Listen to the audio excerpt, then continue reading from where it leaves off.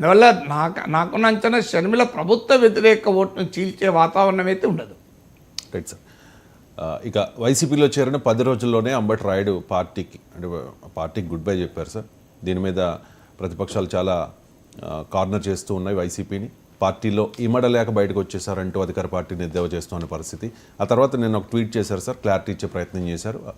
Dubai international లీగ్లో పాల్గొనడానికే రాజకీయాలకు దూరంగా ఉండాలి అని అనుకుంటున్నానని చెప్పి రాయుడు ఏదో క్లారిటీ ఇచ్చే ప్రయత్నం చేశారు. కానీ ఏదో జరిగిందనే ఇంకా ఈ ఇష్యూ మీద చర్చ జరుగుతోంది.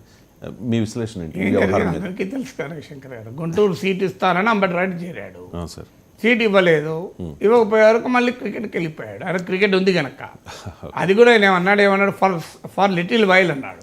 కొంత సమయం ఆయన ఏం రాజకీయాలకు మళ్ళీ రానని అనలేదు. వాస్తవంగా 2019లోనే ఇంటర్నేషనల్ క్రికెట్కు అంబటి రాయుడు గుడ్ బై చెప్పాడు.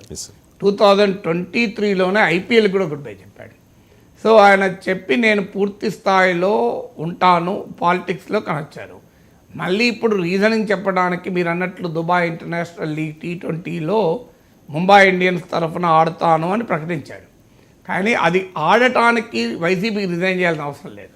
అంటే నేను ప్రొఫెషనల్ క్రికెట్లో పాల్గొనబోతున్నాను కనుక నాన్ అఫిలియేటెడ్గా ఉండాలి అని ఒక థియరీ చెప్పాడు. సో పొలిటికల్గా నాన్ అఫిలియేషన్కి దీనికేం సంబంధం లేదు కదా. క్రికెట్లో ఆడటానికి రాజకీయాల్లో ఉండకూడదని ఎక్కడ నియమ నిబంధన ఉందని నేను అనుకోను.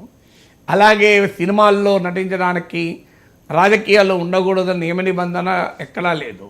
అందువల్ల అంబటి రాయుడు దుబాయ్ ఇంటర్నేషనల్ లీగ్లో ఆడటానికి వైసీపీకి రిజైన్ చేయాల్సిన అవసరమే లేదు. ఎందుకు రిజైన్ చేయాలన్నా మనందరికీ తెలుసు. ఆయన గుంటూరు సీటు ఆశించాడు. గుంటూరులో క్యాండిడేట్ అవుతారని అనుకున్నారు.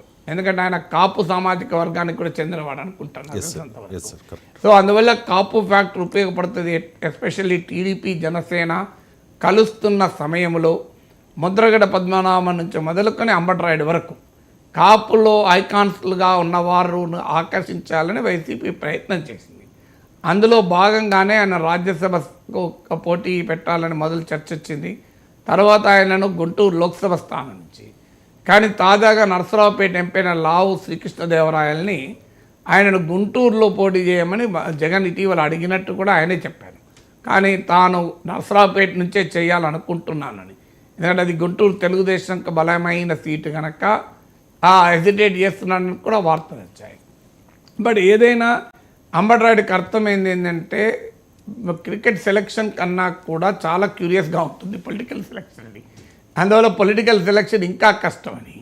సో క్రికెట్ సెలక్షన్ అన్న కనీసం గ్రౌండ్ పైన ఆడితే సెలెక్టర్లు గుర్తిస్తారేమో. రాజకీయ సెలక్షన్కు నువ్వు పొలిటికల్ గ్రౌండ్లో ఎంత ఆడితే ఎలా ఆడితే అవుతుందో తెలియదు.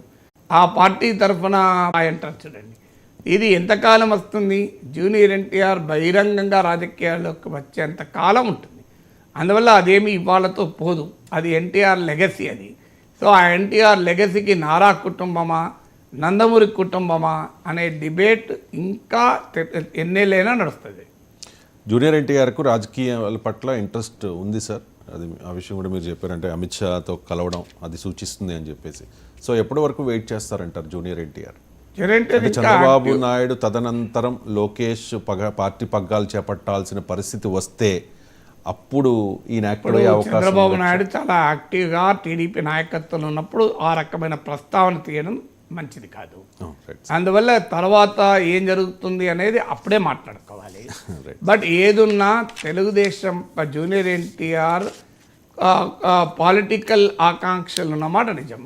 ఉండడం తప్పేమీ కాదు, ఆయనకు హక్కు ఉంది. అయితే ఆయనకు ఇంకా యాక్టివ్ ఫిల్మీ కెరీర్ ఉంది. సో ఆయన చంద్రబాబు నాయుడు అరెస్టుపై కూడా స్పందించలేదు. దీనిపై కూడా తెలుగుదేశం శ్రేణులు చాలా తీవ్రంగా విరుచుకుపడ్డారు. జూనియర్ ఎన్టీఆర్కు ఇండిపెండెంట్ పొలిటికల్ అంబిషన్స్ ఉండకూడదు. ఆయన తెలుగుదేశం పార్టీకి బేషరతుగా ఆయన నిస్వార్థంగా ఆయన మద్దతు ఇవ్వాలని టీడీపీ శ్రేణులు నారా అభిమానులు అనుకుంటారు. కానీ అది జూనియర్ ఎన్టీఆర్కి అలాంటి వెట్టి చాకరీ చేయాల్సిన అవసరమేం లేదు కదా. ఆయన ఆసక్తి ఆయనకు ఉంటుంది కదా. సో ఆయన as an individual is right. అందులో ఎన్టీ రామారావు మనవడుగా ఆయనకున్న స్థాయి ఆయనకు ఉంటుంది. ఒక పాపులర్ యాక్టర్గా కూడా ఆయనకు ఉండేది ఉంటుంది. సో అందువల్ల ఇది ప్రజాక్షేత్రంలో లోకేష్ అయినా జూనియర్ ఎన్టీఆర్ అయినా తలపడి తేల్చుకోవాల్సిందే. అంతే తప్ప జూనియర్ ఎన్టీఆర్ గనక ఆయన నారా కుటుంబానికి విధేయుడుగా ఉండాలి అని మనం ఎవరము కండిషన్ పెట్టలేము. తెలుగుదేశం వాళ్ళు కూడా కండిషన్ పెట్టరాదు. ఒకే కుటుంబంలో ఉన్న వ్యక్తులు భిన్నమైన పార్టీలు ఉండలేరా? సో అలాంటప్పుడు జగన్ షర్మిల అనే భిన్నమైన పార్టీలో ఉన్నప్పుడు లోకేష్ జూనియర్ ఎన్టీఆర్ ఉండకూడదని రూల్ లేదు కదా. Right sir, thank you so much sir. ఇది ఇవాళ నమస్తే నాగేశ్వర్. మళ్ళీ రేపు ఉదయం 8 గంటలకు కలుద్దాం.